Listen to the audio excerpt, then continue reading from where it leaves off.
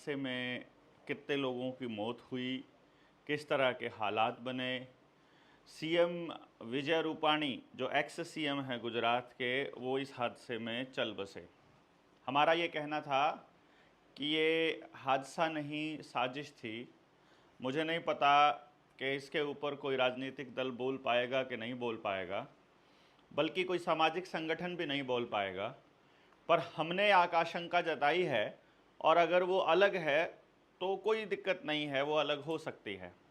लेकिन कुछ खबरें जो आज के अखबार में इससे संबंधित आई हैं वो आपको जान लेना चाहिए कि ये जो हादसा हुआ, इसके बाद आज की जो खबर थी अखबारों की वो ये थी, जो सबसे महत्वपूर्ण खबर है वो ये थी कि अमित शाह ने ये कहा कि आने वाले वक्त में जो भी व्यक्ति यात्रा करेगा उसका डीएनए प्रोफाइल होना ज़रूरी है।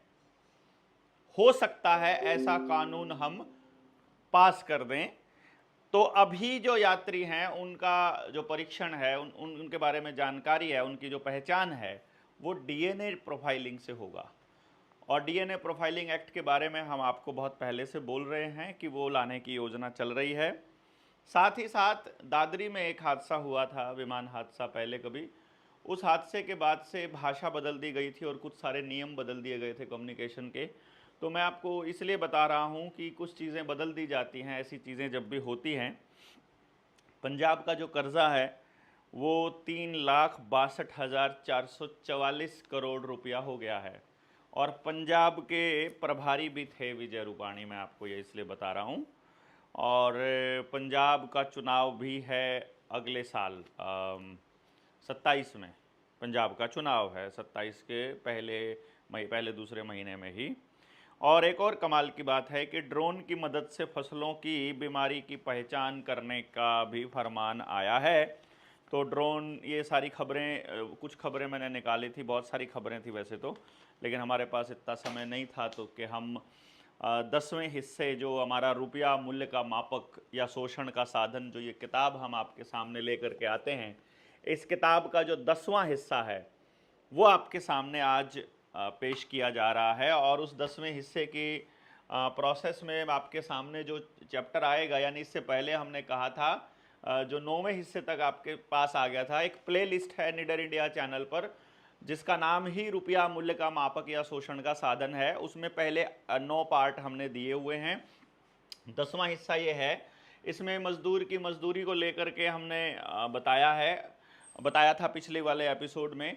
तो आज के एपिसोड में जो आपके सामने बात है वो ये है कि जो रुपया है, जो मुद्रा है, वो कहाँ बनाया या छापा जाता है। बहुत से लोगों को ये भ्रम है कि जो नोट है वो रुपया है। असल में ऐसा नहीं है दोस्तों। असल रुपया है धन, और धन जो मानक के हिसाब से, वो धन क्या होता है, जो नया उत्पादन होता है, केवल वो धन है। मान लीजिए आपने कोई चीज़ बना दी, वो तो बन गया, आपने अनाज उगा दिया, वो तो हो गया। अब नया पैसा कैसे छपेगा? तो नया पैसा छपने के लिए आपके पास धन होना चाहिए। यानी कहने का मतलब ये हो गया, धन का मतलब ये हो गया, मैं इसको यदि ऐसे कहूँ कि कोई नई चीज़, तो अभी तक जो हमारे पास अवेलेबल रिसोर्सेज हैं, जो धन के रिसोर्सेज हैं, वो क्या हैं? हमने माइनिंग की, वहाँ से सोना, चांदी, कोयला, लोहा, तांबा, एल्युमिनियम, कुछ भी निकला वो धन है। किसान ने कुछ बीज डाले, उससे कई गुना बीज हो करके मतलब फसल पैदा हुई। किसी भी तरह का अनाज, धन, धान्य और कोई फसल खेत में होती है, वो धन है। कोई नया बंदा पैदा हुआ, यानी पहले घर में 2 लोग थे, एक नया व्यक्ति आ गया, एक तीसरे उनके बच्चे जन्म हुआ, वो धन है। आपके घर में पशु है और पशु ने मतलब एक और बच्चे को जन्म दिया, बछड़े कटड़े को, तो वो धन है। बेसिकली धन है जब उत्पादन होता है, उसको हम धन कहते हैं। अब आदमी की तो कोई कीमत होती नहीं है, आदमी को तो गिरवी भी नहीं रखा जा सकता, आदमी की तो कोई मोल भी नहीं है। लेकिन कोई जानवर है, उस जानवर की कीमत रख दी जाती है और उस जानवर की कीमत के बराबर का रुपया छाप लिया जाता है। इसीलिए जानवरों की संख्या की गिनती होती है। फिर ज़मीन में जो उत्पादन हो रहा है, कितना उत्पादन हुआ ये चेक किया जाता है। तो उसके लिए भी आपके सामने बात हुई कि वो भी एक प्रोसेस का हिस्सा है कि जो नए उत्पादन हुआ वो लगभग कितना उत्पादन होगा ये चेक करती रहती हैं एजेंसियां कि इस साल में इतना गेहूं की पैदावार होने के चांस हैं, इतना मक्का हो जाएगा, इतना फलाना ढिमकाना हो जाएगा, इतनी धातुएं निकल जाएंगी। तो उस जो भी धन हमारा पैदा हुआ है देश के अंदर, उसके बराबर का जो बैंक नोट है वो छाप लिया जाता है। यही है बैंकों की छपाई का सोर्स, कि असली धन पैदा करता है देश का मजदूर, या फिर एक धन जो है वो है जब हम अपनी एनर्जी की हार्वेस्टिंग करते हैं, अपनी ऊर्जा की हार्वेस्टिंग करते हैं। उस ऊर्जा की हार्वेस्टिंग करते हैं तो मतलब जैसे मैंने सूरज से ऊर्जा ली, मतलब पौधे ने सूरज से ऊर्जा ली, वहाँ से हमने उस अनाज को खाया और हमें जो ऊर्जा मिली, जो प्रकृति से पाई है, उस ऊर्जा को मैं किसी और के लिए काम में इस्तेमाल करूँगा तो वो ऊर्जा की हार्वेस्टिंग के बदले में वो अपनी ऊर्जा देगा, यानी उसने कहीं और से ऊर्जा ली है तो वो धन ही ऊर्जा है, ऊर्जा ही धन है बेसिकली। इसको आप ऐसे भी समझ सकते हैं। तो जितनी भी ऊर्जा का विनिमय होगा, यानी कि जो उत्पादन करने वाला व्यक्ति है वो जब अपनी ऊर्जा आपको देगा, या तो डायरेक्ट वो आपको अनाज दे दे, या तो वो डायरेक्ट आपको अपना पशु दे दे, या उस अनाज में जो स्टोर ऊर्जा है उसको खा करके वो अपना काम, अपनी ऊर्जा यानी अपनी मेहनत दे दे। और इसी तरह से वो अगर सीधा अपना पशु नहीं दे रहा है तो पशु से जो उत्पादन हो रहा है, यानी दूध दूध हो रहा है, या कुछ पशु है जो मीट का उत्पादन करते हैं, या जो मछली है, तो वो आपको दे दे, तो उससे उसके मुकाबले में फिर जो सरकार है वो उतना ही नोट छापती रहती है। और इसी प्रोसेस, यही जो नोट छापा है इसकी कीमत जो है वो धन के बराबर है, धन के बराबर ही धन दिया जाता है। तो ये एक बड़ा प्रोपेगेंडा, बड़ा गेम है जिसको आपको समझना बड़ा ज़रूरी है। इसी समझने के लिए हमने आपके सामने ये सारे के सारे दस्तावेज भी लाए थे और दूसरी चीज़ें भी आपके सामने लेकर के आए, और फिर हम यही आपको बताना चाह रहे हैं कि हमारा जो रुपया है वो छपता कहाँ है, मुद्रा रुपया बनाया या छापा कहाँ जाता है। इसको हम यही कहेंगे कि ज़्यादातर लोग ये कहेंगे कि रुपया मुंबई, मद्रास, कलकत्ता आदि इस टकसाल में छापा जाता है, जो बताया नहीं गया। तो अभी भ्रमित करने वाली बात है। अच्छा हाँ, ये भी मैंने असल में बोल ही दिया है बेसिकली कि मुद्रा जो है वो छापने बनाने की केवल 3 प्रकार की टकसाल हैं। पहला खेती रूपी टकसाल, दूसरा प्राकृतिक संपदा रूपी टकसाल, और तीसरी औद्योगिक संपदा रूपी टकसाल। तो इसमें जब हम देखते हैं कि पहले खेती वाले पे आ जाते हैं। खेती वाले में सबसे पहली चीज़ें ये हैं कि इसको आप पढ़ेंगे बड़े आसानी से समझ में आ जाएगा कि जो अनाज है वही मतलब असल में जो अन्न है वही प्राणदाता, या मतलब इसको कृषि द्वारा पैदा अन्न जीवों की प्राणदाता है। इसलिए कृषि कार्य करने वाले किसान को जीवनदाता, प्राणदाता, अन्नदाता भी कहा जाता है। इसको आप समझिएगा। प्रकृति ने जिस देश में कृषि योग्य भूमि दिया है वह देश धन्य है। भारत देश के किसान जब अक्टूबर नवंबर की ठंड में खेत जोतकर उसमें गेहूं के बीज बोता है और जनवरी फरवरी के महीने में हड्डी गला देने वाली ठंड में खेत की सिंचाई करता है, तो समझ लीजिए टकसाल चल रहा है। अप्रैल मई की झुलसा देने वाली गर्मी में जब गेहूं की कटाई मढ़ाई करके प्रकृति की कृपा स्वरूप एक दाने गेहूं के बदले सैकड़ों दाने गेहूं पैदा करता किसान जब उस गेहूं को बोरे में भरता है, तो समझ लीजिए कि टकसाल रूपी खेत से गेहूं के रूप में बोरे में मुद्रा भर रहा है और रुपया छप गया है या बन गया है। इसको आप समझ गए होंगे कि जो मैं बात बता रहा था उसी को बिल्कुल वर्मा जी ने शब्द दे दिए हैं। जिस देश में जंगल, उपजाऊ भूमि, उपजाऊ मिट्टी, पहाड़, नदी, समुद्र, खनिज खान, धातुओं की खान, रत्नों की खान, तेल और गैस की खान इत्यादि प्रकृति ने अपने संसाधन जिस भी देश को दिए हैं, वो तो समझिए उस देश के पास पूरे देश में टकसाल है, और इस देश में मुद्रा का भंडार है या टकसाल है, यही असली संपत्ति है। और इसीलिए भारत जो है वो पूरी दुनिया के लिए एक आकर्षण का केंद्र रहा है, आक्रमणकारियों के लिए भी आकर्षण का केंद्र रहा है, व्यापार करने वालों के लिए भी आकर्षण का केंद्र रहा है।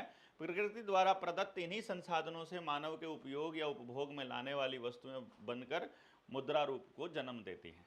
अब उद्योगों की बात करें।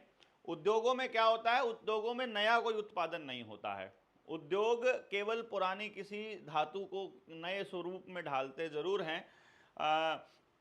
जब प्राकृतिक संपदा लोहे को औद्योगिक उत्थान में ले जाकर ज्ञान विज्ञान और श्रम द्वारा उस लोहे को विभिन्न प्रकार की वस्तुओं में रूपांतरित या परिवर्तित किया जाता है, जैसे साइकिल, मोटरसाइकिल, कार, रेल, हवाई जहाज इत्यादि, तो मुद्रा छापता है और उत्पादन करता है। वही उत्पादन रुपया मुद्रा का जन्मदाता है या रुपया छापा या बनाया जाता है। यही आप समझ गए होंगे।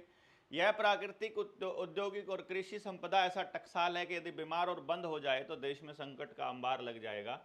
अर्थात यदि खेती ना कर पाए किसान, और यदि उद्योग धंधे चौपट हो जाएं, यदि आपका जो लघु उद्योग है, जो आपके गांव में छोटे छोटे उद्योग, जो हाथ से काम करने वाला कारीगर यदि मतलब उसका काम बंद हो जाए, तो समझ लीजिए कि देश की टकसाल बंद हो गई और देश अब बर्बादी की कगार पर है। और पिछले 11 साल से ये मौजूदा सरकार, जो इस टाइम पे नरेंद्र मोदी जिसका प्रधानमंत्री बना हुआ है, वो पूरी तरह से इस पूरी टकसाल को बंद करके देश को बीमार और बर्बाद करने की दिशा में काम कर रहा है। इसको आप समझ लीजिएगा। देश की सरकारों ने इन्हीं के उत्पादों को साधने के लिए, साधन के रूप में, विनिमय में शोषण ना हो इसके लिए, मूल्य को मापने के लिए मूल्य का मापक बाट बनाया था, जिसे मुद्रा रुपया कहते हैं, जो सरकारी टकसाल में छापा या बनाया जाता है, जो मुख्य रूप से सोना या चांदी के मानक पर आधारित होता है। और यही सोना या चांदी का मानक मुद्रा रुपये को मूल्य या क्रय शक्ति देता है। इस क्रय शक्ति का नाम रुपया है। यानी कहने का मतलब ये है कि जो उस नोट के बदले में जो धातु रखी जाती है, या तो अनाज रखा जाए, या धातु रखी जाए, या गाय भैंस रखी जाए, कोई तो चीज़ रखी जाएगी ना, कोई तो नियम बनेगा ना कि 100 का नोट छपने के लिए ये चीज़ होनी चाहिए।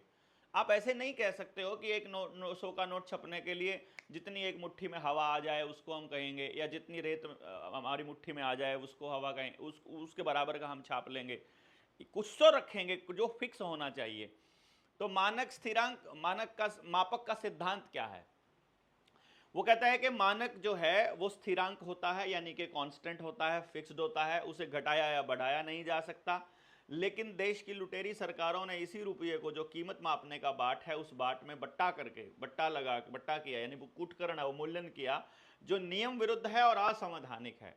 उसके द्वारा सैकड़ों साल से भारत को लूटा जा रहा है, और कथित आज़ादी के नाम पर 70 सालों से, अब 70 हो गए हैं, तब ये लिखी गई थी, तब 70 से अब ज़्यादा हो गए हैं, तथा कथित रुपये के बाट में इतना बट्टा किया गया कि इसका मानक खत्म कर दिया गया। इसी का परिणाम ये हुआ कि जो मूल्य का मापक थी, उसी रुपये को शोषण के साधन के रूप में प्रयोग करके आर्थिक शोषण किया जा रहा है। यानी आपको ये बात बताई जा रही है कि ये जो रुपया छापा था, होना तो ये चाहिए था कि ये रुपया छापने का एक स्टैंडर्ड फिक्स हो जाए और किसी का भी शोषण ना हो, इसलिए स्टैंडर्ड फिक्स रहे। लेकिन शोषण जारी रहा। तो ये एक बड़ी विडंबना की बात है हमारे लिए कि हम लोग इसके ऊपर सोच नहीं रहे हैं। बहुत से लोगों के लिए यही एक मुख्य विषय रहता है कि रुपया क्या है, रुपये का मापक क्या है, और रुपया किस तरह से काम करता है। तो पहले आप रुपये को समझ लें, और रुपये को समझने के बाद फिर हम इस शोषण को आगे आते हैं कि रुपया मूल्य का मापक, ये एक पॉइंट हो गया, और फिर या शोषण का साधन। तो शोषण कैसे हुआ ये हम 11वें पार्ट में आपको बताएंगे। तब तक के लिए जय हिंद, जय भारत।